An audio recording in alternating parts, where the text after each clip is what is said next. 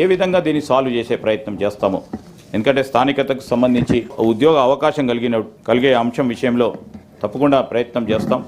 ఇది చాలామంది వేలాది మందికి సంబంధించిన అంశం. దీని పరిష్కారం మార్గాన్ని అన్వేషించే ప్రయత్నంలోనే ఇన్ని నెలలు గడిచింది అధ్యక్ష.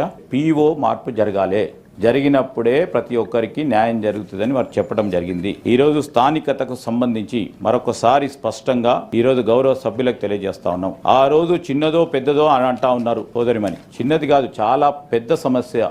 మన ఐడెంటిఫికేషన్ కు సంబంధించిన ఒక ప్రధానమైన అంశం, స్థానికతకు సంబంధించిన అంశం విషయంలో ఆలోచన చేయకుండా, దీర్ఘంగా మనసు పెట్టకుండా చేయాలనే ఒక తొందరపాటు చేసిన కార్యక్రమం వల్ల అనేక మంది ఉద్యోగాలు బాధపడుతున్న సందర్భంలో దాని పరిష్కార మార్గం గురించి తప్పకుండా మాకున్న వెసులుబాటుతో మేము కల్పించడం జరిగింది. రాబోయే కాలంలో కూడా పీఓకు సంబంధించి ఈ జోనల్ క్యాడర్ అలొకేషన్ అయితే ఉందో చాలా అన్సైంటిఫిక్ గా, బికాస్ ఇఫ్ వీ డోంట్ అంటే అప్పటి వరకు తీసుకుంటే బాగుంటుండే అధ్యక్ష. మీకు కూడా తెలుసు, నల్గొండ జిల్లాకు సంబంధించి అప్పటి వరకు ఉద్యోగులు ఎవరైతే ఉన్నారో వారి వరకు అడ్మినిస్ట్రేటివ్ యూనిట్ గా ఆ ఉమ్మడి జిల్లాను తీసుకొని ఆ జోనల్ వైజ్ దాంట్లో ఒక పేరాన్ని ఇంక్లూడ్ చేస్తే అయిపోతుండే. కానీ ఇక్కడ ఉన్న వారు అక్కడికి ఆ zonal system based on the districts పరంగా చేయటం వలన, ఈ సర్వీస్ రూల్ను కాపాడే ప్రయత్నం చేయకపోవటం వలన, వారికి సంబంధించి వారి సీనియారిటీని కాపాడే ఒక ప్రయత్నం దాంట్లో లేకపోవటం వల్ల ఇన్ని ఇబ్బందులు జరిగినాయి. తప్పకుండా మేమందరం కూడా ప్రయత్నం చేస్తాం. ఈరోజు 4 జిల్లాలకు సంబంధించిన అంశం అంటే వారు కోదండరామ్ గారు చెప్పింది ఏంది,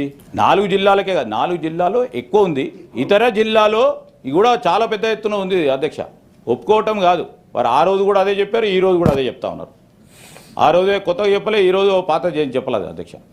ఈరోజు మేము స్పష్టంగా చెప్తా ఉన్నాం, మేము ఏదైతే మాట ఇచ్చామో ఇదే కాదు అధ్యక్ష, ఏ మాటపై మేము వచ్చి ప్రభుత్వంలో ఉన్నామో సమయం కానీ సమయం తీసుకోనన్నా మేము ఇచ్చిన ప్రతి మాటను అమలు చేసే ప్రయత్నంలో మేము ఉంటామని గౌరవ సభ్యులకు కూడా తెలియజేస్తాను అధ్యక్ష.